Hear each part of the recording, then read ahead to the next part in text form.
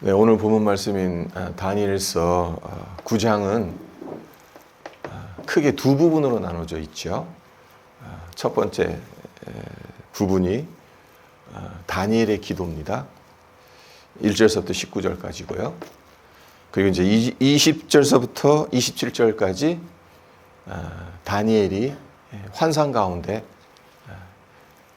가브리엘 천사를 통해서 종말에 있을 일들에 대한 하나님의 말씀을 듣게 되죠. 그 유명한 이른 일에 관련된 예언입니다. 네, 7일에가 나오고 62일에가 나오고 이것을 어떻게 해석하느냐, 성경학자들마다 참 그 의견이 분분합니다. 그래서 다니엘서 9장은 이 환상, 신구약 전체를 통틀어서 해석하기 가장 어려운 환상입니다. 이것이 요한계시록과도 연결이 되기는 합니다만은 이것을 도대체 어떻게 해석해야 될지 참 난감합니다. 왜 해석하기 힘든가? 그 이유가 뭐냐면요, 지금 이 환상을 통해서 다니엘이 듣고 있는 하나님의 말씀은 이스라엘이 회복된다는 겁니다. 그런데 이 회복이 종말과 연결되어 있어요. 하나님께서 이스라엘을 완전히 회복시키실 그때가 인간 역사를 종결짓고 심판하실 종말과 연결되어 있는, 그러니까 어느 누구도 경험해 보지 못한 미지의 영역이기 때문에 해석의 한계가 있을 수밖에 없는 겁니다. 그래서 어떤 성경학자는 이 이른 이래를 이런 식으로 해석하고, 또 다른 성경학자들은 저런 식으로 해석하고. 그런데 오늘 우리가 환상에 대해서 우리가 살펴보지는 않습니다. 다니엘의 기도에 우리가 초점을 맞추고자 합니다. 그래서 다니엘서 9장을 굳이 어렵게 안 읽어도 되는 방법이 있다는 거죠. 쉽게 읽을 수 있는 방법이 있다는 겁니다. 그것이 무엇인가 하면 9장을 신앙생활에 필요한 구체적인 도구를 제시한다는 각도로 읽는 겁니다. 그리고 그 도구는 다름 아닌 기도라는 겁니다. 이런 말을 들어보셨을 겁니다. 꿈을 꾸는 만큼 살고 기도하는 만큼 이룬다. 어떤 꿈을 꾸느냐도 참 중요하지만 그 꿈을 이루기 위해선 어떤 기도를 드리느냐, 그 역시 아주 중요하다는 말입니다. 다니엘이 어떤 사람이었습니까? 하늘나라의 꿈을 꾼 사람입니다. 그리고 그 꿈을 기도로 이루어가는 것을 보여준 성경의 대표적인 롤 모델이었습니다. 어떤 역경에도 굴하지 않고 예루살렘을 향한 창문을 활짝 열어놓고 기도했던 기도의 사람이었죠. 그가 바벨론의 포로로 끌려갔을 때가 기껏해야 한 17, 18살 된, 아직 성인이 되지도 않은 나이였어요. 이역 말린 바벨론의 포로로 그렇게 끌려갔어요. 그리고 80 넘은 백발의 노인이 될 때까지 이제 바벨론 그리고 페르시아 제국에서 고급 관리로 지내지 않았습니까? 이 장구한 세월 속에서 왕이 여러 번 바뀌고 나라가 바뀌었어요. 그런데도 다니엘은 기도의 자리를 항상 지켰던 자였습니다. 한결같이 바벨론의 포로로 끌려왔던 그 어린 나이, 17, 18살이 되었던 그 나이이나, 그리고 이제는 임종을 앞둔 80 넘은 백발이 무성한 그 나이가 되었든 한결같이 기도의 자리를 지켰던 사람이었다는 겁니다. 그렇다면 이 다니엘이 무엇을 기도를 했을까요? 무엇을 위해서 기도를 했을까요? 자기 자신의 개인적인 기도 제목을 놓고 간절히 기도했겠습니까? 당연히 아니겠죠. 오늘 본문 말씀을 통해서 유추해 볼 수 있는 것은요, 그의 주된 기도 제목이 무엇이었는가 하면 패망한 그의 조국 유다 그리고 동족의 회복이었다는 겁니다. 자, 2절을 보세요. 2절을 보시면 곧 그 통치 원년에 나 다니엘의 책을 통해 여호와께서 말씀으로 선지자 예레미야에게 알려주신 그 연수를 깨달았나니 곧 예루살렘의 황폐함이 70년 만에 그치리라 하신 것이니라 라는 말씀이 나오죠. 여호와께서 말씀으로 예레미야에게 알려주신 그 연수 70년이 그치게 되었다라는 걸 깨달았다. 이것이 의미하는 바가 무엇이겠습니까? 만약 다니엘이 평상시 조국과 민족의 회복을 갈망하는 기도를 드리지 않았다면, 그리고 다니엘의 관심이 바벨론에게 무참히 짓밟힌 조국 유다와 포로로 끌려온 동족들에게 집중되지 않았다면 예루살렘의 황무함이 70년 만에 끝날 것이라는 하나님의 계획을 예레미야서를 통해서 깨달았다 할지라도 어쩌면 그 중요성을 인지하지 못했을 겁니다. 별 신경 쓰지 않고 그냥 넘어갔을런지도 모릅니다. 하지만 다니엘은 포로로 끌려온 지 70년 만에 다시 예루살렘으로 돌아갈 것이라는 이 예레미야서의 그 말씀을 이것이 곧 현실이 되는구나. 그것을 붙들 수 있었던 거죠. 평상시 기도를 했기 때문에. 조국과 동족의 이 회복을 위해서 하나님은 언제까지 이 민족을 포로의 상태로 내버려 두실 것입니까? 그렇게 기도했었기 때문에 이 말씀이 예레미야서의 이 70년이 되면 이제 이 황무함이 예루살렘의 황무함이 그치게 될 것이라는 이 말씀이 그의 가슴팍에 확 들어온 거죠. 이것이 우리가 다니엘에게서 배워야 할 첫 번째 기도의 태도라는 겁니다. 우리는 무엇에 관심을 두고 기도하고 있습니까? 사명은 거창한 것이 아니에요. 사명을 받았다 그러면 목회자가 된다, 선교자가 된다, 뭐 그런 걸로 우리가 생각하기 쉽습니다만은 특별한 사람들에게만 주어지는 것이 아니에요. 사명은 무엇에 관심을 두느냐, 그리고 그것을 위해 얼마나 기도하느냐로 결정됩니다. 평상시 관심을 갖고 기도하는 그 무엇이 사명으로 연결되는 경우가 상당히 많다는 겁니다. 그런 점에서 우리 자녀들이 갖고 있는 그 관심이 뭔지를, 그러니까 부모들도 옆에서 눈여겨봐야 돼요. 근데 그 관심을 그냥 관심으로만 끝나게 하지 말고 그들의 기도 제목으로 만들어줘야 돼요. 그래서 그들이 가지고 있는 이 관심사를 통해서 하나님께 영광 돌리는 법을 함께 기도하고 그렇게 해줘야 되는 겁니다. 여러분의 관심과 기도를 통해서 하나님의 뜻이 여러분의 삶과 이 땅 가운데 이루어져 가기를 바랍니다. 또 생각해 볼 것이 하나 있습니다. 다니엘이 여호와께서 말씀으로 선지자 예레미야에게 알려주신 그 연수를 깨닫는 것에서 멈췄겠냐는 거예요. 예루살렘의 황폐함이 70년이면 그친다라는 이 말씀을 읽었을 때 그 70년이 언제 끝날까? 아마 계산을 해보지 않았겠습니까? 자, 여기서 우리가 또 수학 시간이 돌아왔습니다. 1 더하기 1은 10이 아니고 2 더하기 2는 20이 아닌 수학 시간이 돌아왔어요. 다니엘이 포로로 끌려온 때가 언제였냐? 주전 605년경이라고 해요. 자, 이제 머리를 쓰셔야 돼요. 암산하셔야 돼요.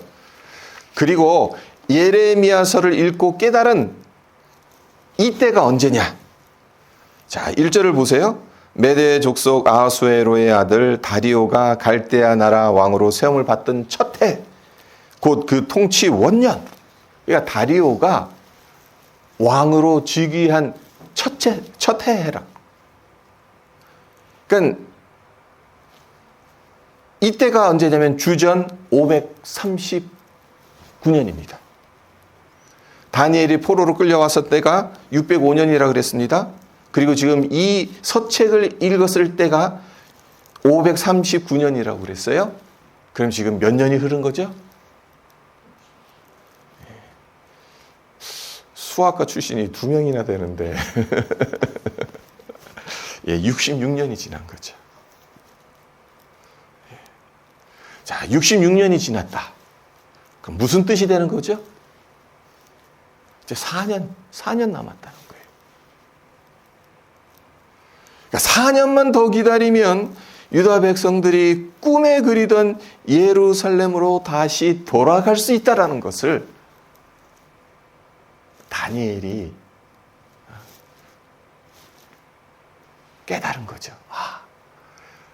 4년 후면 우리가 예루살렘으로 돌아간다. 다니엘이 얼마나 벅찼겠습니까? 66년 동안 다니엘은 폐허가 된 예루살렘을 회복시켜 주십시오. 포로가 된 이 백성들을 불쌍히 여기셔서 다시 예루살렘으로 돌아가게 해 주십시오. 수도 없이 기도했는데 알고 봤더니 이제 4년 후면 그 일이 현실이 될 수 있다는 그 사실을 알게 되었으니 얼마나 벅찼겠습니까? 하지만 기쁨도 잠시뿐이었을 거예요. 왜 그랬을까요? 다니엘이 예레미야서를 읽어나가면서 이 회복을 위해선 범죄에서 바벨론으로 끌려간 유다 백성들이 회개하고 여호와 하나님께로 돌아와야 한다는 점을 발견했기 때문입니다. 그래서 오늘 이 다니엘의 기도를 보게 되면 다니엘의 기도의 대부분이 우리의 죄, 우리 조상들의 죄를 용서해 달라는, 우리가 하나님 앞에 범죄했다라는 기도를 하고 있습니다. 그러니까 다니엘이 예레미야서를 읽었을 거란 말이에요. 예레미야서를 읽었으니까 70년의 기한이 차면 예루살렘으로 돌아가게 될 것이라는 것을 발견하게 됐겠죠. 이건 예레미야서에 이 하나님께서 이 백성들을 예루살렘으로 다시 돌아오게 하시려면 하나님께서 그렇게 약속을 하셨지만 조건이 하나 있는 겁니다. 무슨 조건이냐? 그 대표적인 구절이 예레미야서 29장 11절로 13절에 나옵니다. 제가 읽어드리겠습니다. 여호와의 말씀이니라. 너희를 향한 나의 생각을 내가 하나니 평안이요 재앙이 아니니라. 너희에게 미래와 희망을 주는 것이니라. 너희가 내게 부르짖으며 내게 와서 기도하면 내가 너희들의 기도를 들을 것이요 너희가 온 마음으로 나를 구하면 나를 찾을 것이요 나를 만나리라. 어쩌면 다니엘의 예레미야 이 29장 11절로 13절을 읽어나가면서 하나님께서 우리에게 품은 생각이 재앙이 아닌 평안이고 장래의 소망을 주는 것이고 이 말씀을 주셨는데, 그러니까 이게 뭡니까? 궁극적으로 예루살렘이 회복되고 포로로 끌려갔던 유다 백성들이 예루살렘으로 돌아오는 것이겠죠. 그런데 중요한 건 하나님께서 그렇게 말씀하셨어도 무엇이 필요하다는 겁니까? 하나님의 이 생각이 이루어지기 위해선 무엇이 필요하다는 겁니까? 하나님께 부르짖고 기도해야 한다는 겁니다. 그래야 하나님께서 들으시겠다는 거죠. 온 마음으로 하나님을 구해야 하나님을 찾을 수 있고 만나주시겠다는 것. 다니엘이 이 구절을 읽고 묵상하면서 깊이 생각했을 겁니다. 지금 유다 백성들의 마음은 어떠한지를 한번 점검해 봤을 겁니다. 안타깝게도 저들의 마음은 여전히 하나님으로부터 멀리 떨어져 있다는 것을 다니엘은 발견했을 겁니다. 유다 백성들 지금 66년이 지나갔잖아요. 그러니까 포로로 끌려온 적국에서 66년 동안 그 당시 최고의 바벨론 문화와 종교에 동화되며 여호와 하나님 대신 바벨론의 왕을 신으로 모셨어요. 섬겼어요. 그리고 부모님이 지어준 히브리식 이름을 버리고 훨씬 세련돼 보이는 바벨론식 이름으로 바꿨어요. 그래도 시편 137편을 보면 137편이 바벨론 유수기에 쓰여진 시편이거든요. 포로로 끌려갔을 초기에 쓰여진 시편인데 포로로 끌려갔던 이 초기 시절만 해도 바벨론 강변에 모여 앉아서 수금을 나무 위에 걸어두고 두고 온 예루살렘을 그리워하며 울었다라는 고백을 합니다.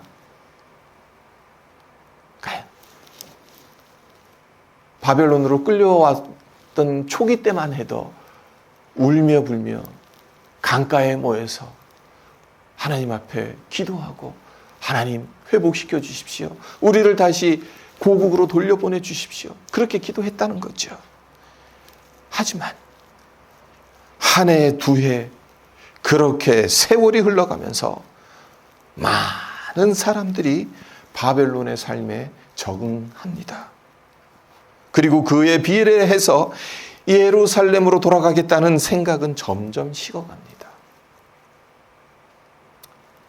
인간의 연약한 당연함이겠죠. 한 해, 두 해, 그때까지는 아직 소망을 품을 수 있겠지만 10년, 20년 이렇게 지나가다 보면 여기서 적응해서 살아가는 게 자식들 잘 낳고 자식들 여기 바벨론식으로 잘 여기서 성공하면서 살아가는 게 더 중요하다. 그렇게 생각을 했겠죠.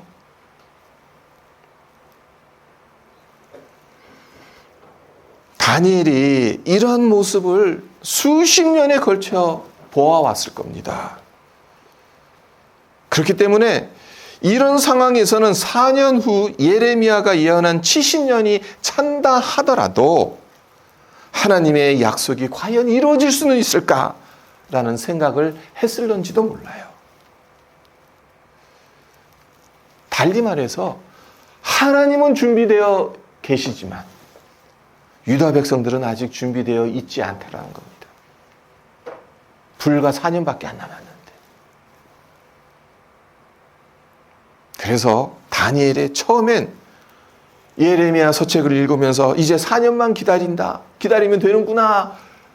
그 마음에 너무나도 기뻐했겠지만 더 생각해 보니까 4년 동안 무슨 수로 유다 백성들을 준비시켜야 할지 가슴이 먹먹해 왔을 겁니다. 예루살렘이 회복되고 동족들이 고국으로 돌아갈 수 있을 때가 임박했는데도 현실은 그렇게 될 조짐이 전혀 보이지 않으니까 다니엘로서는 많은 고뇌를 했을 겁니다. 하지만 중요한 게 있죠. 다니엘이 어떤 결정을 내렸냐는 겁니다. 현실을 보니까 하나님은 준비되어 계신데 유다 백성들은 아직 준비가 되어져 있지 않아요. 준비는커녕 그냥 이 바벨론 땅에서 그냥 잘 살면 되지. 그러한 생각으로 가득 차 있는 것처럼 보여요.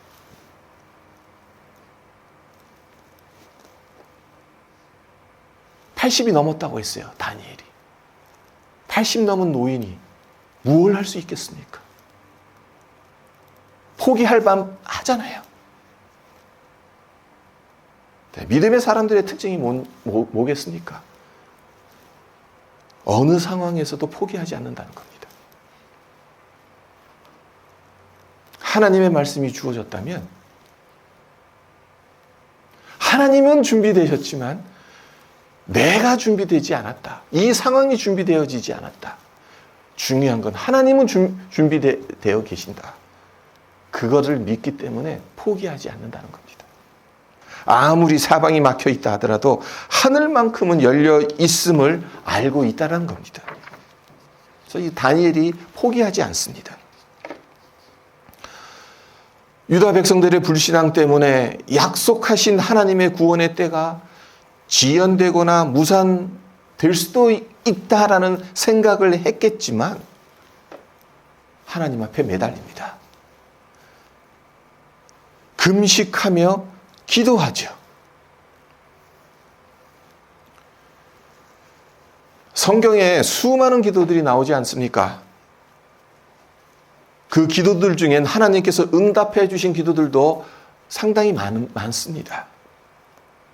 하지만 다니엘이 드린 기도만큼 신속하게 응답해 주신 기도가 성경 어디에서도 찾아보기 힘들다는 겁니다. 자, 23절을 보세요. 다니엘의 기도가 어느 정도로 신속하게 응답되어졌는지 23절을 보시면 곧 네가 기도를 시작할 즈음에 명령이 내렸으므로 이제 내게 알리러 왔느니라. 너는 크게 은총을 입은 자라. 그런즉 너는 이 일을 생각하고 그 환상을 깨달을지니라. 라고. 누가 한 말입니까? 하나님의 응답을 가지고 온 가브리엘 천사가 다니엘에게 한 말입니다. 이 구절을 읽으면서 여러분은 어떤 생각이 드십니까? 저는 이런 생각이 들더라고요. 다니엘이 너무 부럽다는 생각이 들더라고요. 도대체 다니엘이 어떻게 기도했길래? 도대체 어떤 마음으로 하나님께 부르짖었길래?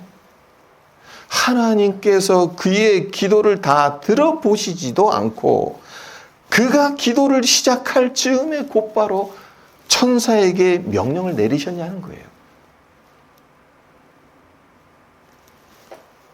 근데 참 재밌는 표현이 있어요.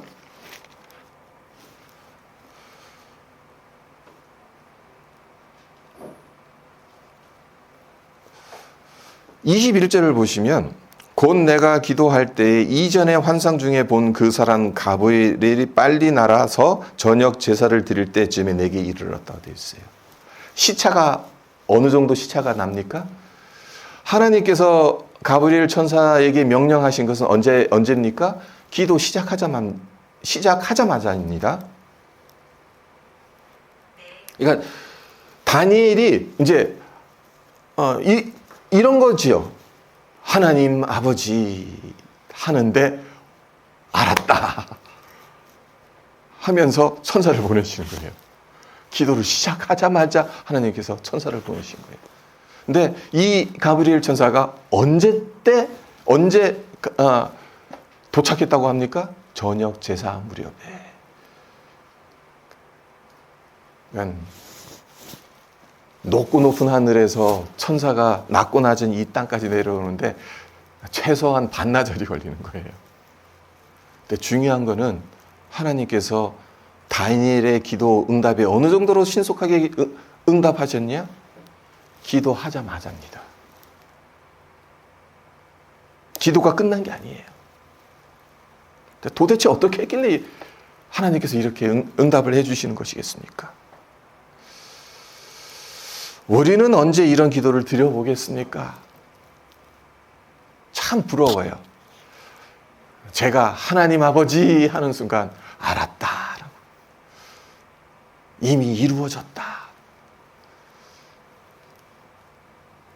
다니엘에게 어떤 비결이 있었던 것일까요? 두 가지를 한번 생각해 보도록 하겠습니다. 하나는 다니엘이 하나님 앞에 나아갈 때 그의 상황과 문제 그리고 필요를 앞세우지 않았다는 겁니다. 그 대신 유다 공동체가 직면한 문제 그리고 유다 백성들을 위해서 중보기도했다는 겁니다. 이 당시 유다 백성들 중에 얼마나 많은 사람들이 예레미야 서책에 적혀 있는 말씀, 이제 66년이 지났으니 4년 후면 하나님께서 약속하신 회복의 때가 온다는 것을 기대하며 준비하는 사람들이 얼마나 됐겠습니까? 거의 없었을 겁니다. 다니엘이 그 사실을 몰랐겠어요? 이런 모습을 보면서 다니엘은 자기 자신만이라도 하나님께 간절히 기도해야겠다라는 결심을 하죠. 그것이 이제 3절에 보시면 내가 금식하며 베옷을 입고 죄를 덮어 쓰고 주 하나님께 기도하며 간구하기를 결심합니다. 회개하는 사람이 전무하다시피 해도 다니엘은 유다 백성들을 대표합니다. 금식합니다. 베옷을 입습니다. 죄를 덮어쓰고 회개 기도할 것을 결심합니다. 80이 넘은 노구의 몸을 이끌고. 자, 4절서부터 19절이 다니엘의 기도란 말이에요. 네, 4절서부터 19절까지 그 기도 중에서 4절서부터 16절까지가 우리의 죄를 사해달라는 기도를 계속하고 있어요. 그래서 제일 많이 나오는 기도가 뭡니까? 우리가 범죄하여 싸우니, 주께 범죄하여 싸우니 우리의 죄를 용서해 주십시오. 계속해서 4절서부터 16절까지 다니엘이 우리와 우리 조상들이 하나님 앞에 범죄했습니다. 이 기도를 하고 있는 거죠. 다니엘이 잘못한 게 있습니까? 다니엘은 잘못한 것 하나도 없어요. 그런데도 우리의 죄를 용서해 달라, 우리의 죄를 사해 달라는 그 기도를 하나님 앞에 간절하게 드리고 있다는 겁니다. 하나님은 다니엘의 이 마음을 귀하게 보신 거죠. 자, 기도는요, 사람들 눈치 보는 거 아닙니다. 상황을 보는 게 아니에요. 나 혼자 기도한다고 해서 상황이 바뀌겠어? 힘들게 기도할 필요가 있을까? 이런 생각을 할 때가 많죠. 나 혼자 기도한다고 뭐가 바뀌겠나? 하지만 중요한 게 있습니다. 그 기도를 하나님께서 들으신다는 겁니다. 우리 교회 참 작은 교회입니다만은 기도만큼은 다니엘과 같은 큰 기도를 하는 교회가 되었으면 좋겠습니다. 토론토 한인사회, 캐나다와 한국, 그리고 더 나아가 전 세계를 중보하는 기도자들이 여러분들 가운데 배출되었으면 좋겠습니다. 작은 교회에서 신앙생활하지만 그 마음만큼은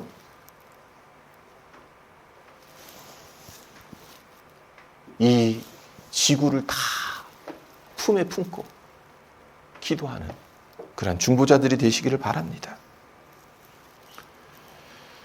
다니엘의 기도를 하나님께서 귀하게 보신 두 번째 이유가 뭐냐? 그것은 다니엘이 하나님의 이름과 영광을 생각하면서 기도했기 때문이란 겁니다. 다니엘의 기도를 유심히 살펴보면 하나님께서 유다 백성들을 위해 움직여 주셔야 한다, 그렇게 호소하지 않습니다. 생각해 보세요. 유다 백성들 구원받을 만한 자격이 있는 자들입니까? 자격이 없는 자들이죠. 불순종과 우상숭배로 하나님의 은혜를 내팽개친 자들입니다. 하나님을 배신하고 자기 마음대로 살았던 자들입니다. 그 결과 하나님의 징계를 받아 포로로 끌려왔어요. 그런데도 포로로 끌려온 이후에도 변한 게 거의 없어요. 오히려 바벨론에서 바벨론의 우상에 또 흠뻑 빠지게 돼요. 그렇지만 이들은 누굽니까? 하나님의 백성입니다. 하나님의 이름이 늘 붙어 다니는 자들입니다. 그렇기 때문에 이 백성들이 계속해서 처참한 상황에 놓이게 된다면 저들이 욕을 먹는 것에서, 저들이 비참한 삶을 사는 것에서 끝나지 않는 겁니다. 그들에게 따라다니는 하나님의 크신 이름이 훼손당하는 거죠. 다니엘은 이 사실을 너무나도 잘 알고 있었기 때문에 하나님께 이렇게 호소합니다. 17절입니다. 그러하온즉 우리 하나님이여 지금 주의 종의 기도와 간구를 들으시고 주를 위하여 주의 얼굴빛을 주의 황폐한 성소에 비추시옵소서.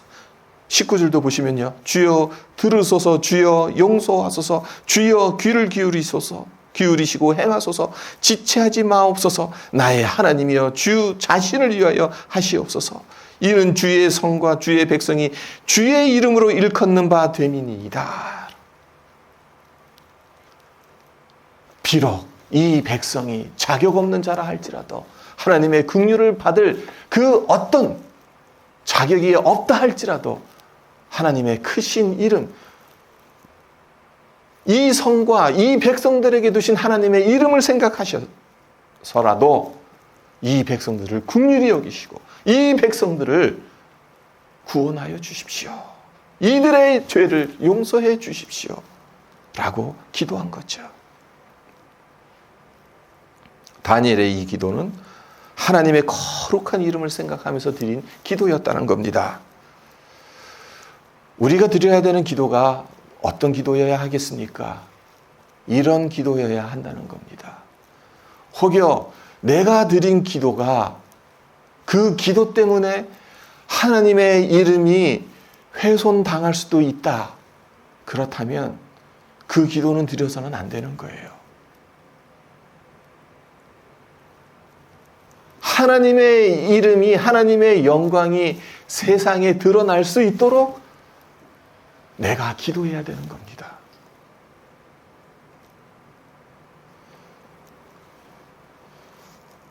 이런 기도가 하나님의 마음을 움직이는 기도였고 하나님의 응답을 가장 신속하게 이끌어냈던 기도인 거죠. 성경에서 말씀하시는 하나님은 어떤 분이십니까? 너무나도 많은 구절들이 있습니다만은 한 가지 구절만 말씀드리면 그 유명한 시편 23편에서 다윗이 하나님을 가리켜서 뭐라고 고백합니까? 자기 이름을 위하여 우리를 의의 길로 인도하신 분이다 라고 고백하죠. 당신의 이름을 위해서 우리를 의의 길로 인도하신다. 우리 인간은 의의 길에 있지 않습니다. 죄의 길에 있습니다. 하나님은 하나님의 이름을 위해서 하나님의 백성들을 의의 길로 인도하는 분이라고 다윗이 고백하고 있는 거죠. 그러니까 성경은 어떻게 기도해야 하나님의 마음을 사로잡을 수 있는지 그 비결을 우리에게 충분히 알려주고 있다는 겁니다. 주님의 이름과 영광을 위해 구하면 하나님의 마음을 사로잡을 수 있다는 거죠. 우리가 기억해야 할 사실은 하나님께서 우리의 기도에 얼마나 빨리 응답하시는가는 궁극적으로는 하나님의 뜻에 달려 있는 것이겠죠. 하나님 마음에 드시면 기도 다 끝나기도 전에 하나님께서 오케이 하실 수도 있고, 아무리 10년 20년 기도해도 이건 아니야, 하나님 마음에 안 드시면 끝까지 노 하실 수도 있는 거예요. 궁극적으로는 하나님의 뜻에 달려 있어요. 하지만 우리가 얼마나 주의 이름을 영화롭게 생각하고 영화로운 그분의 이름을 의지해서 기도했느냐, 그것도 상당히 중요하다는 겁니다. 말씀을 맺겠습니다. 우리에게 기도해야 할 것들이 얼마나 많습니까? 우리 자신을 위해서, 우리 가정을 위해서, 생업을 위해서, 자녀들의 학업, 미래를 위해서, 교회를 위해서 기도의 제목은 끝이 없습니다. 그런데 우리가 이왕 기도하는 것, 우리의 기도가 이제 시작했는데 하나님께서 다 들어보시지도 않았는데 하나님께서 감동하셔서 응답해 주시는 그러한 기도를 드리면 얼마나 좋겠습니까? 그 비결이 뭐라고 했습니까? 첫 번째는 중보기도라고 했습니다. 이 지역사회와 캐나다 그리고 한국 더 나아가 전 세계를 대표하는 마음으로 중보기도하는 것. 하나님은 그것을 참 귀하게 보세요. 그래서 그런 말들을 많이 듣잖아요. 중보기도 하시는 분들 정작 자기 자신의 기도는 안 해요. 못하죠. 기도할 시간이 없죠. 중보기도 하다 보니까. 근데 기가 막히게 자신의 문제를 묻고 하나님 앞에 기도하지도 않았는데 하나님께서 다 들어주셨다. 그런 간증을 들을 때가 많아요. 하나님의 마음을 감동케 했기 때문에. 그러니까 기도를 하지도 않았는데 하나님께서 기도 응답하시는 겁니다. 그리고 두 번째 비결이 뭐라고 했습니까? 하나님의 나라와 주님의 이름 영광을 위해서 기도하는 것이다. 이렇게 기도한다면 가브리엘 천사가 다니엘에게 너는 크게 은총을 입은 자라고 말한 것처럼 우리 성도님들 역시 하나님으로부터 정말 큰 은총을 입어서 하나님의 마음에 합한 응답을 받으실 줄 믿습니다. 기도하겠습니다. 하나님, 이 순간에도 하나님 앞에 기도합니다. 우리의 삶에 참 많은 기도를 드립니다. 그러나 그 기도가 하나님의 마음을 감동케 하는 기도였는지 다니엘처럼 기도를 시작하자마자 하나님께서 응답하시고 가브리엘 천사에게 명령하셔서 다니엘에게 약속의 말씀을 가져다 주신 그 놀라운 기도의 비결들을 오늘 우리가 묵상해 보았습니다. 다니엘은 자기 자신을 위한 기도가 아니라 조국과 그의 동족을 위해서 중보기도했습니다. 80이 넘는 그 노구를 이끌고 금식을 했습니다. 베옷을 입었습니다. 죄를 뒤집어 쓰고 하나님 앞에 간절히 회개의 기도를 했습니다. 그것이 하나님께 감동을 드린 것 아니겠습니까? 그리고 하나님의 이름을 위해서 이 백성들을 불쌍히 여겨달라는 하나님의 영광을 위해 기도한 그 다니엘의 기도가 하나님의 마음을 움직인 것 아니겠습니까? 우리가 많은 기도들을 하지만 늘 다니엘의 이 기도의 비결을 우리가 배울 수 있게 하여 주시옵소서. 그래서 기도할 때마다 정말 무엇에 관심을 두고 무엇을 더 초점을 맞추면서 기도하는지 항상 우리 자신을 점검케 하시고 우리의 기도가 하나님의 마음을 움직이고 감동케 하는 기도들이 되어질 수 있도록 도와주시옵소서. 감사드리며 예수님의 이름으로 기도합니다. 아멘.